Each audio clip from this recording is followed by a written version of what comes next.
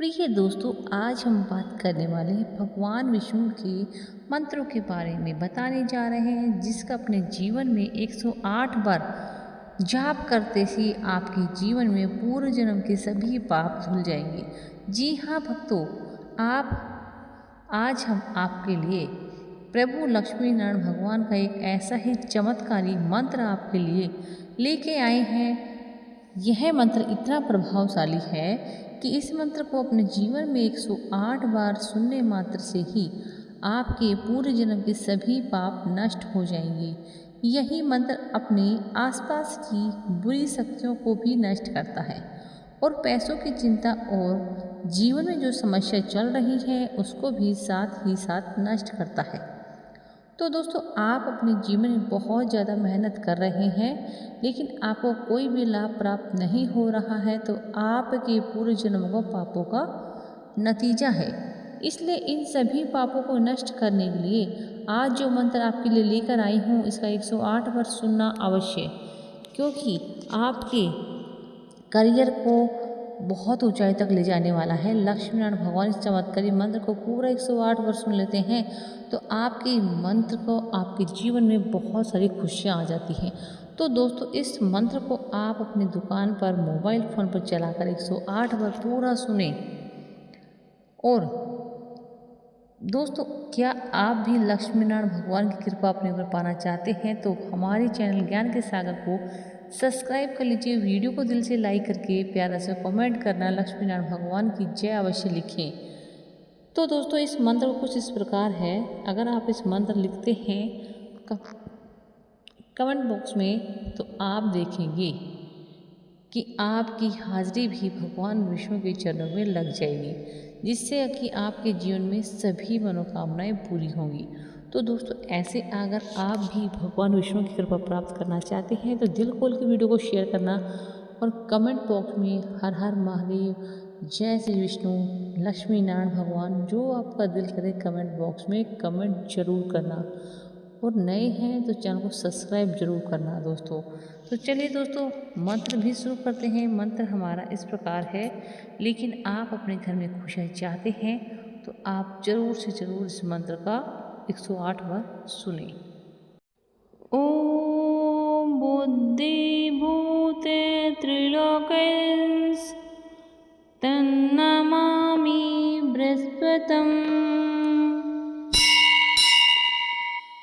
ओम बुद्धि भूते त्रिलोकैस् तन्नमामि बृहस्पतिम्।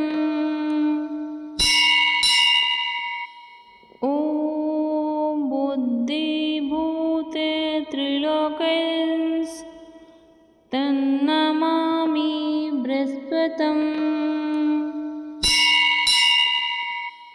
ओम बुद्धि भूते त्रिलोकैस् तन्नमामि बृहस्पतिम्।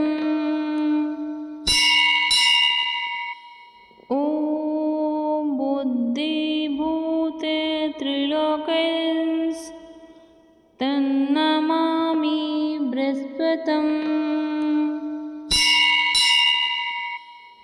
ओम बुद्धि भूते त्रिलोकैस् तन्नमामि बृहस्पतिम्। ओम बुद्धि भूते त्रिलोकैस् तन्नमामि बृहस्पतिम्। ओम बुद्धि भूते त्रिलोकैस् तन्नमामि बृहस्पतिम्। ओम बुद्धि भूते त्रिलोकैस् तन्नमामि बृहस्पतिम्। ओम बुद्धि भूते त्रिलोकैस् तन्नमामि बृहस्पतिम्। ओम बुद्धि भूते त्रिलोकैस् तन्नमामि बृहस्पतिम्। ॐ बुद्धिभूते त्रिलोकैस् तन्नमामि बृहस्पतिम्। ॐ बुद्धिभूते त्रिलोकैस् तन्नमामि बृहस्पतिम्। ॐ बुद्धिभूते त्रिलोकैस् तन्नमामि बृहस्पतिम्। ॐ बुद्धिभूते त्रिलोकैस् तन्नमामि बृहस्पतिम्। ॐ बुद्धिभूते त्रिलोकैस् तन्नमामि बृहस्पतिम्। ॐ बुद्धिभूते त्रिलोकैस् तन्नमामि बृहस्पतिम्। ॐ बुद्धिभूते त्रिलोकैस् तन्नमामि बृहस्पतिम्। ॐ बुद्धिभूते त्रिलोकैस् तन्नमामि बृहस्पतिम्। ॐ बुद्धिभूते त्रिलोकैस् तन्नमामि बृहस्पतिम्। ॐ बुद्धिभूते त्रिलोकैस् तन्नमामि बृहस्पतिम्। ॐ बुद्धिभूते त्रिलोकैस् तन्नमामि बृहस्पतिम्। ॐ बुद्धिभूते त्रिलोकैस् तन्नमामि बृहस्पतिम्।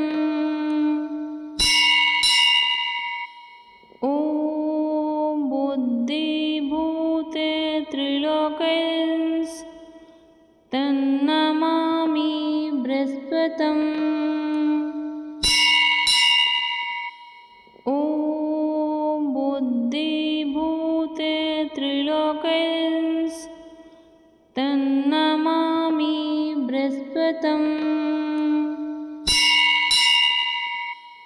ॐ बुद्धिभूते त्रिलोकैस् तन्नमामि बृहस्पतिम्। ॐ बुद्धिभूते त्रिलोकैस् तन्नमामि बृहस्पतिम्। ॐ बुद्धिभूते त्रिलोकैस् तन्नमामि बृहस्पतिम्। ॐ बुद्धिभूते त्रिलोकैस् तन्नमामि बृहस्पतिम्। ॐ बुद्धिभूते त्रिलोकैस् तन्नमामि बृहस्पतिम्। ॐ बुद्धिभूते त्रिलोकैस् तन्नमामि बृहस्पतिम्। ॐ बुद्धिभूते त्रिलोकैस् तन्नमामि बृहस्पतिम्।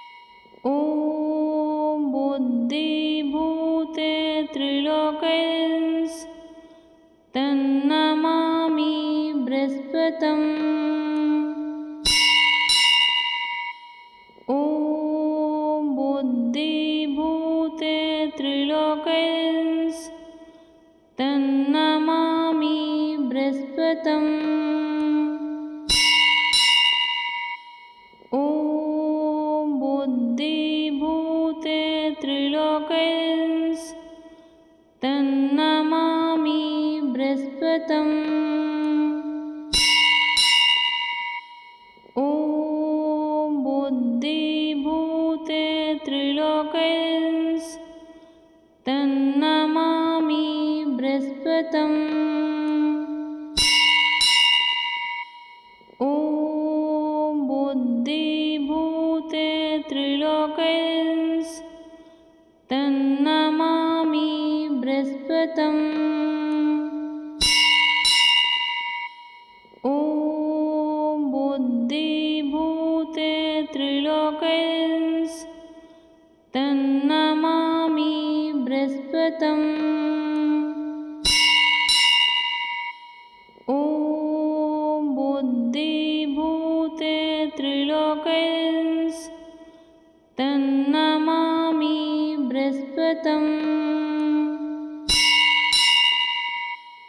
ॐ बुद्धिभूते त्रिलोकैस्तन्नमामि बृहस्पतम्।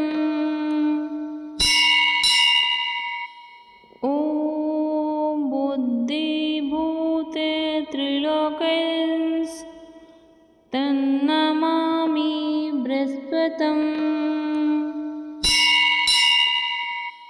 ॐ बुद्धिभूते त्रिलोकैस्तन्नमामि बृहस्पतम्।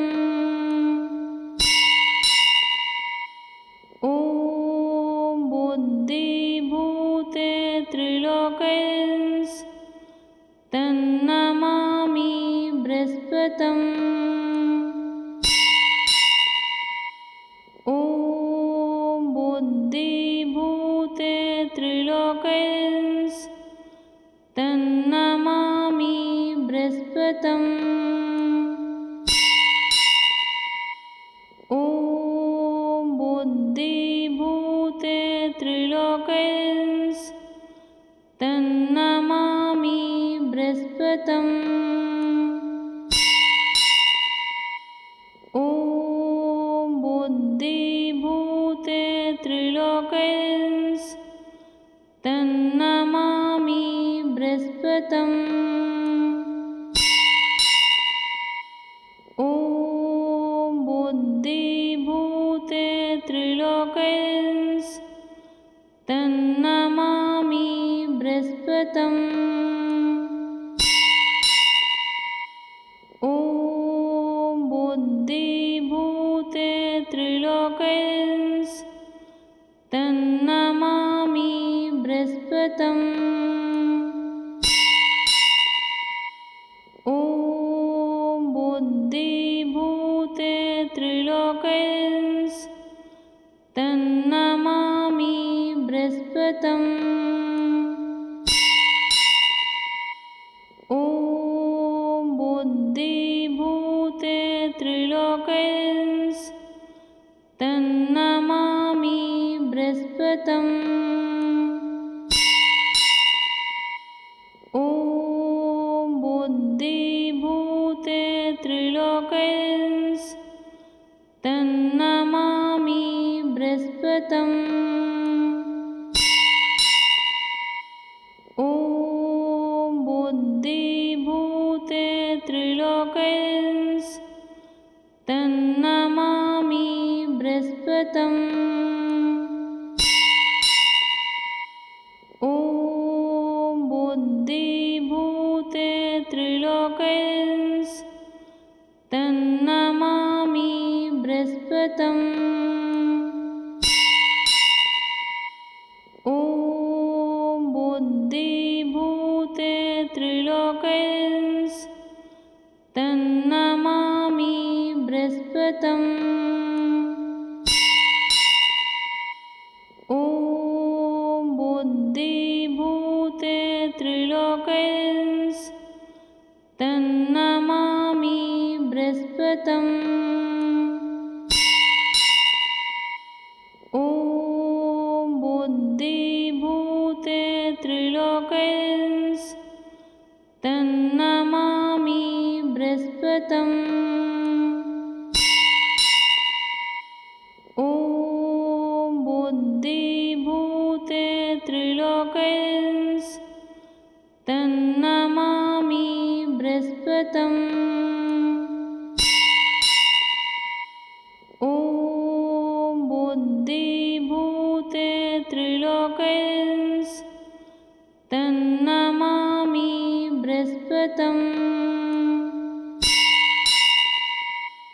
ॐ बुद्धिभूते त्रिलोकैस् तन्नमामि बृहस्पतिम्। ॐ बुद्धिभूते त्रिलोकैस् तन्नमामि बृहस्पतिम्। ॐ बुद्धिभूते त्रिलोकैस् तन्नमामि बृहस्पतिम्। ॐ बुद्धिभूते त्रिलोकैस् तन्नमामि बृहस्पतिम्। ॐ बुद्धिभूते त्रिलोकैस् तन्नमामि बृहस्पतिम्। ॐ बुद्धिभूते त्रिलोकैस् तन्नमामि बृहस्पतिम्। ॐ बुद्धिभूते त्रिलोकैस् तन्नमामि बृहस्पतिम्। ॐ बुद्धिभूते त्रिलोकैस् तन्नमामि बृहस्पतिम्। ॐ बुद्धिभूते त्रिलोकैस् तन्नमामि बृहस्पतिम्। ॐ बुद्धिभूते त्रिलोकैस् तन्नमामि बृहस्पतिम्। ॐ बुद्धिभूते त्रिलोकैस् तन्नमामि बृहस्पतिम्। ॐ बुद्धिभूते त्रिलोकैस् तन्नमामि बृहस्पतिम्। ॐ बुद्धिभूते त्रिलोकैस् तन्नमामि बृहस्पतिम्। ॐ बुद्धिभूते त्रिलोकैस् तन्नमामि बृहस्पतिम्। ॐ बुद्धिभूते त्रिलोकैस् तन्नमामि बृहस्पतिम्। ॐ बुद्धिभूते त्रिलोकैस् तन्नमामि बृहस्पतिम्।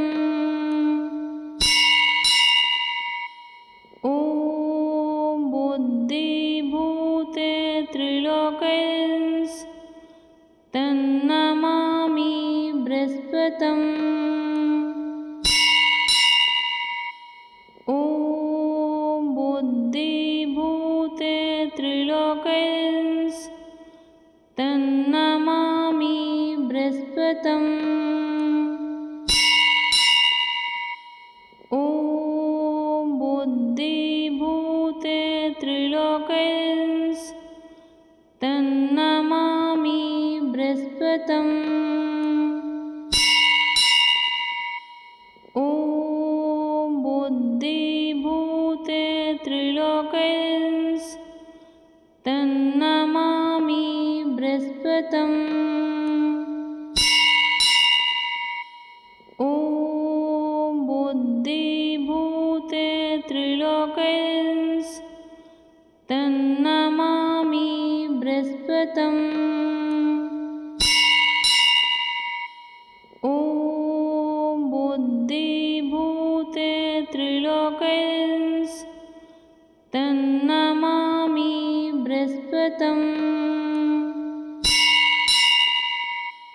ॐ बुद्धिभूते त्रिलोकैस् तन्नमामि बृहस्पतिम्। ॐ बुद्धिभूते त्रिलोकैस् तन्नमामि बृहस्पतिम्। ॐ बुद्धिभूते त्रिलोकैस् तन्नमामि बृहस्पतिम्। ॐ बुद्धिभूते त्रिलोकैस् तन्नमामि बृहस्पतिम्। ॐ बुद्धिभूते त्रिलोकैस् तन्नमामि बृहस्पतिम्। ॐ बुद्धिभूते त्रिलोकैस् तन्नमामि बृहस्पतिम्। ॐ बुद्धिभूते त्रिलोकैस् तन्नमामि बृहस्पतिम्। ॐ बुद्धिभूते त्रिलोकैस् तन्नमामि बृहस्पतिम्। ॐ बुद्धिभूते त्रिलोकैस् तन्नमामि बृहस्पतिम्। ॐ बुद्धिभूते त्रिलोकैस् तन्नमामि बृहस्पतिम्। ॐ बुद्धिभूते त्रिलोकैस् तन्नमामि बृहस्पतिम्। ॐ बुद्धिभूते त्रिलोकैस् तन्नमामि बृहस्पतिम्। ॐ बुद्धिभूते त्रिलोकैस् तन्नमामि बृहस्पतिम्। ॐ बुद्धिभूते त्रिलोकैस् तन्नमामि बृहस्पतिम्। ॐ बुद्धिभूते त्रिलोकैस् तन्नमामि बृहस्पतिम्। ॐ बुद्धिभूते त्रिलोकैस् तन्नमामि बृहस्पतिम्। ॐ बुद्धिभूते त्रिलोकैस् तन्नमामि बृहस्पतिम्।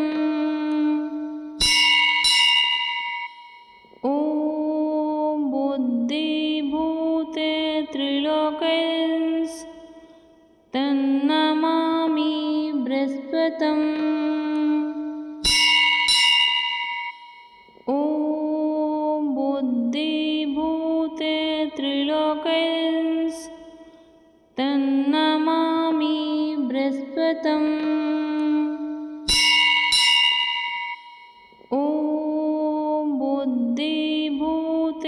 त्रिलोकैस् तन्नमामि बृहस्पतिम्।